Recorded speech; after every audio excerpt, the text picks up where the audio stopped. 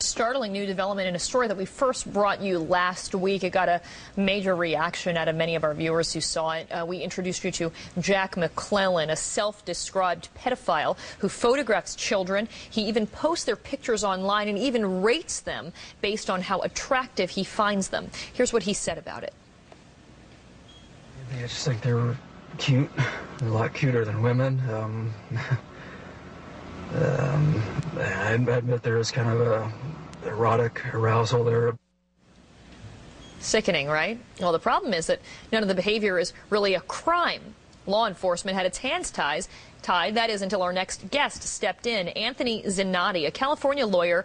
He joins us live from Los Angeles this morning, physically serving McClellan with a temporary restraining order to stop him from getting near places where children gather. Anthony, good to see you. Thanks for being with us this morning.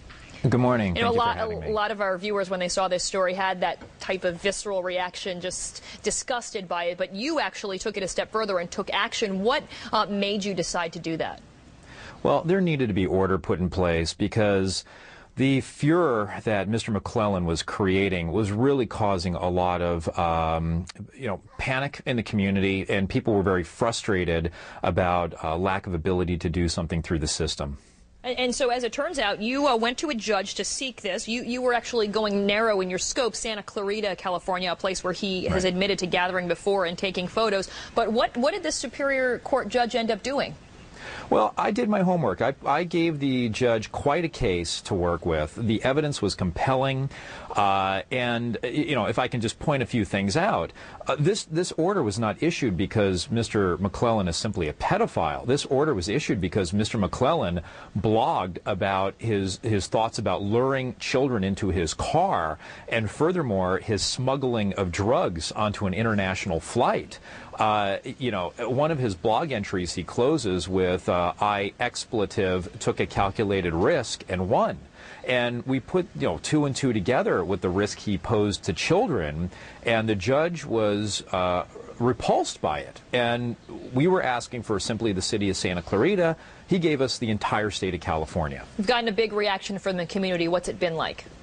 I've received both positive and negative. I received a lot of thanks from the community. I'm not looking for a pat on the back. I'm looking to instill order. However, on the other hand, the so-called free speech community has labeled me a Nazi and a fascist and a Kafkaesque individual.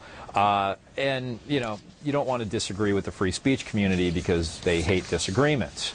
It's been a mixed reaction. Right, and you also describe having anecdotal evidence. I don't know if you're going to get some of these mothers to testify, but you talk about a situation on June 4th where someone apparently a mother caught him trying to put a camera into her daughter's dressing room after a dance recital.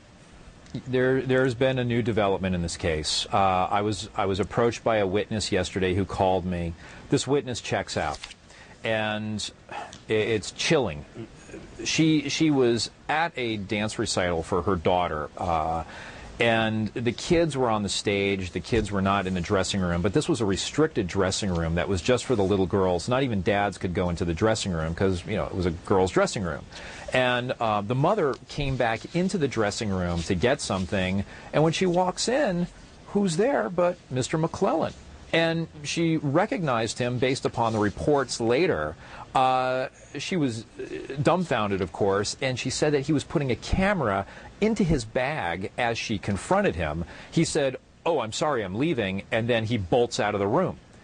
He's brazen.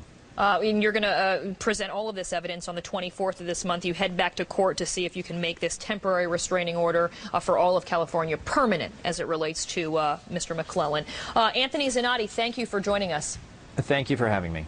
So how unusual is this, and what are the legal implications? Will this hold up in court? CNN's senior legal analyst Jeff Toobin joins us now to talk more about this. First of all, the judge's decision to have this not only apply to the narrow city of Santa Clarita, but all of California. Will that hold up in court? Well, I think it will, actually. I think what Mr. Zanotti did was actually very clever. What McClellan did was not a crime, and there is no way he could be prosecuted and put in jail for what he did. There was no criminal offense here. However, in a civil context, the analogy, I think, is to a domestic violence situation where a judge says, look, I see trouble brewing. I'm going to order you two, or one spouse, stay away from the other. That's what he did here. The judge said, look, this situation is dangerous enough. I am going to order McClellan stay away from little kids. And given the evidence, it seems like a reasonable order statewide. Let's hear what McClellan himself said when was asked about whether or not what he was doing was illegal.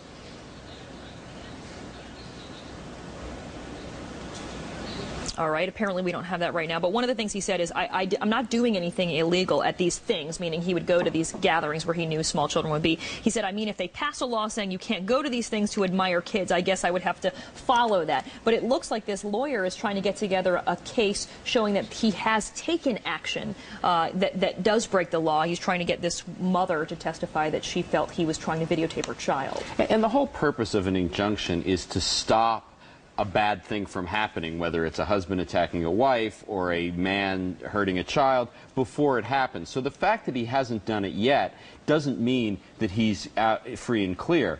A judge could look at all the circumstances, and the circumstances here are beyond creepy, and say, look, I am going to just take this precaution and order you to stay away from kids. One UCLA law professor says that this more or less is house arrest for this gentleman, saying that you can't go to the store, you can't walk down the street, he can't go to court to challenge this. How can you be sure you can stay away from anyone 17 or younger? So is this, even though this guy, I mean, most people view him as very sick for what he does and taking pictures of kids and putting them on the internet, how do you enforce that, though? Well, the one part of the order that really is problematic is the part that says he can't come within 15 yards of a child.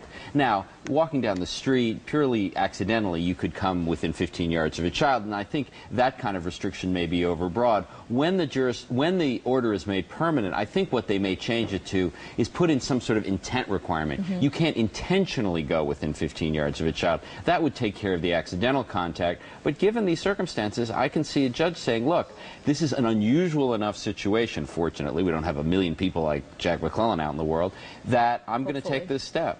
All right. Jeff Toobin, always great to see you. Thanks. Okay.